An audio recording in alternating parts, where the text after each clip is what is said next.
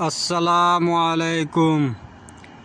मेरा नाम मोहम्मद मुनीरुज़्ज़मान, गांव पूरब, टोला देवनप, पोस्ट इकरचला, थाना ग्वालपोखर, जिला उत्तर दिनाजपुर। दोस्तों और भाइयों, आप लोगों को मैं सुनाता हूँ कि जब किसी गांव में दो आदमी के दरमियान कोई लफड़ा हो जाए, विवाद हो जाए, दंगा फसाद हो जाए, तो उसमें से दो चीज़ है, या तो मुकदमा करना पड़ता है या तो इंसाफ के लिए किसी के पास जाना पड़ता है। चाहे वो लफड़ा वो दंगा किसी ज़मीन को लेकर हो या किसी घर व मकान को लेकर हो या किसी दुकान या ज़मीन जायदाद को लेकर हो, तो ज़रूर कुछ लफड़ा होता है। एक ही आदमी से नहीं होता है, दो आदमी के दरमियान। और जो अपने आपस में लड़ना भिड़ना होता है तो कोई ज़्यादा होता है, कोई कम, कोई जुल्म करता है तो कोई सहता है, लेकिन उसमें फ़ैसला भी होना पड़ता है।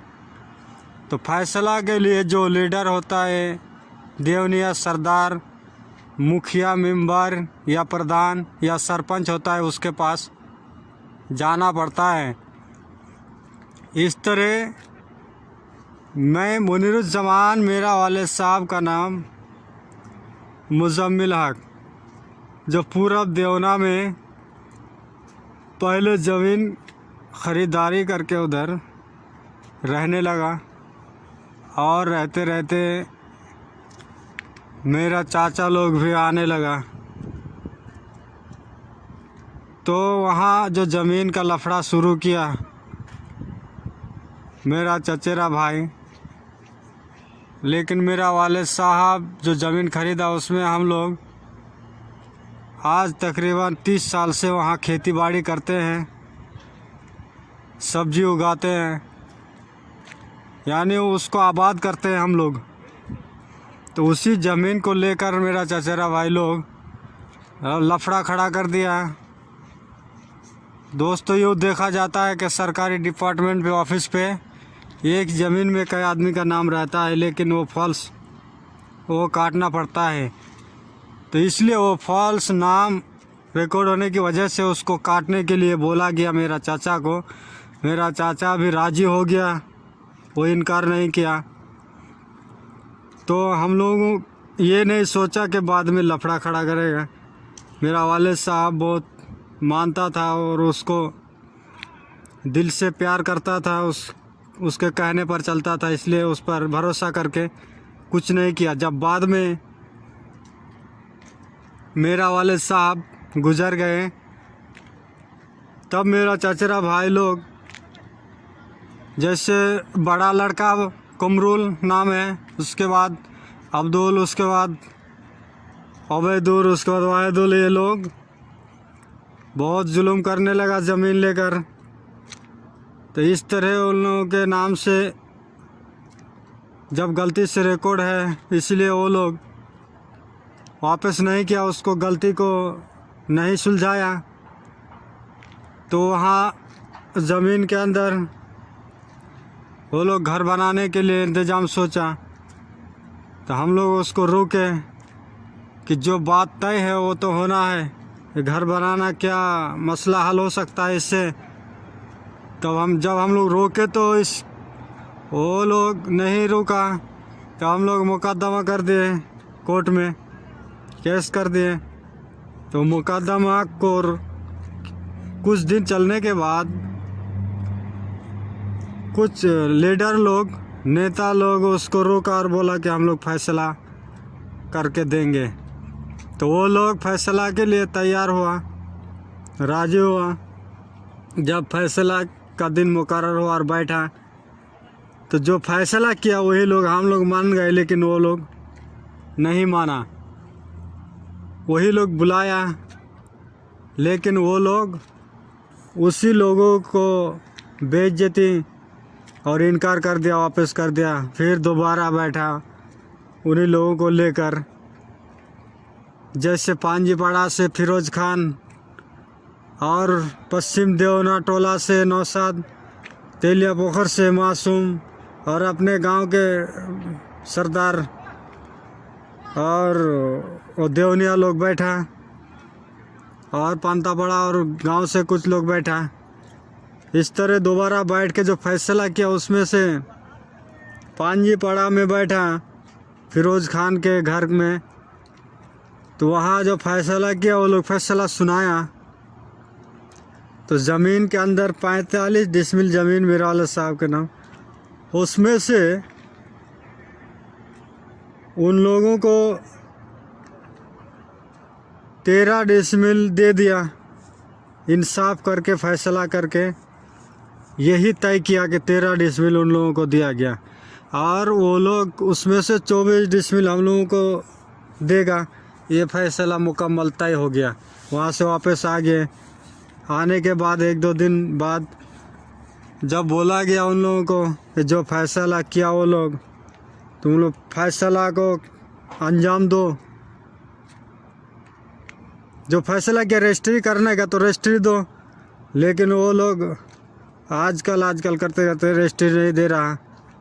बस वो लोग इधर उधर यानी आगे पीछे मक्कर चक्कर शुरू कर दिया। जब मक्कर चक्कर ये लोग करने लगा तो वहाँ मेरा मदरसा भी चल रहा था उसी ज़मीन के एक साइड में, जो मैं बच्चों को, गांव के गरीब यतीम बच्चों को मैं और 2-3 मौलवी मिल के पढ़ाता था। लेकिन मैं खुद अपने पर्सनल पैसे से अपने जेब से खर्चा करके बनाया। वहाँ कुछ जंगल था, उसको साफ़ किया, मैंने मिट्टी डाला।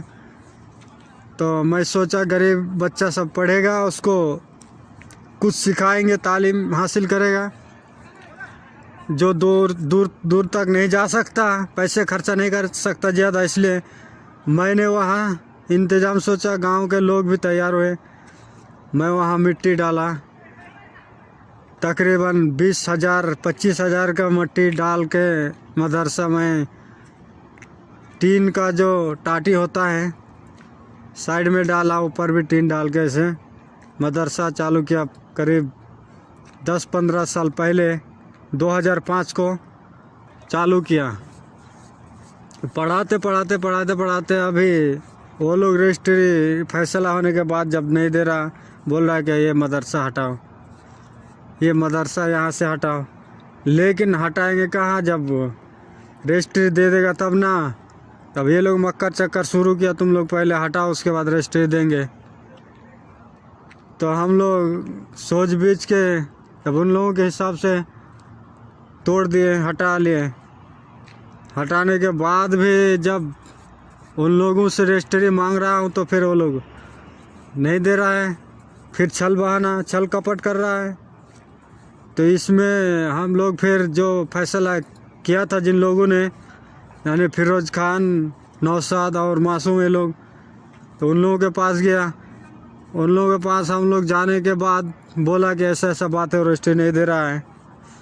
तो वो लोग बोल रहा है ठीक है, हम लोग बैठेंगे, बाद में हिसाब किताब हम लोग कर देंगे। टाइम दिया वो लोग आने का, हम लोग इंतज़ार किए, टाइम देखा लेकिन नहीं आया। फिर हम लोग गए उसके पास, फिरोज खान के पास और सब इसके पास, नौशाद के पास। बोला ठीक है, हम लोग ज़रूर बैठेंगे और वो लोग रजिस्ट्री नहीं दे रहा तो जैसा पोजीशन था वैसे कर देंगे। लेकिन आजकल करते करते 2015 जून महीने में ये फैसला हुआ। आज जुलाई का 2020 चल रहा है, लेकिन आज तक कोई सुलझाव नहीं, कोई मीट सीट नहीं, कोई हल नहीं निकला उसका। तो वो लोग जो घर बना रहा था उसको बना लिया, और मैं जो मदरसा खुला उसमें उसका आगे पेड़ उड़ लगाया। लोग पेड़ उड़ काट के खा गया। कुछ बच्चों का कब्र था उसको भी वो लोग वीरान कर दिया, आबाद कर दिया उसको खोद खाद के। तो उन लोगों का मर्ज़ी के मुताबिक जो चाहा वो करता रहा।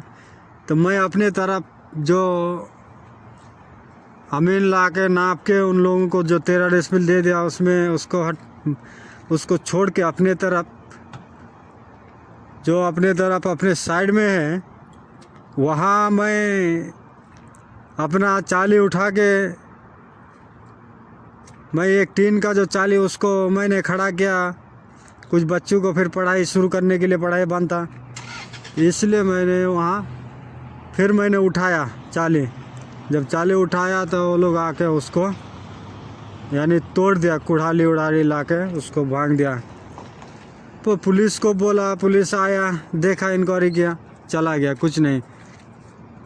फिर जब घर बनाने का रोका था, लेकिन वो लोग अपना हिसाब से अपने मर्जी से सीनाजोरी करके घर भी बना लिया। पुलिस आया, देखा, कोई मसला हल नहीं हुआ, जैसा कि तैसा। फिर मैं गया एमएलए साहब रब्बानी के पास, वो बोला कि मैं ठीक है बोलूँगा उन लोगों को जो फैसला किया। तो वो लोग उन लोगों को बोला बैठने के लिए, फिरोज खान, नौशाद, ये लोग बोला उसको बैठने के लिए। दिन तय हुआ, मुतय्यन हुआ दिन, बस दिन आया, टाइम भी बताया और कहाँ बैठेगा वो भी बताया। लेकिन सब ठीक ठाक, हम लोग वहाँ पहुँच गए, टाइम भी आया, इंतज़ार किए, लोग नहीं पहुँचा कोई एक भी आदमी इंसाफ के लिए। बताइए क्या मसला है। तो इस तरह से वापस आ गए। जब नहीं पहुंचा तो उन लोगों पर एक्शन लेना चाहिए, कार्रवाई करना चाहिए उन लोगों को। क्यों नहीं किया?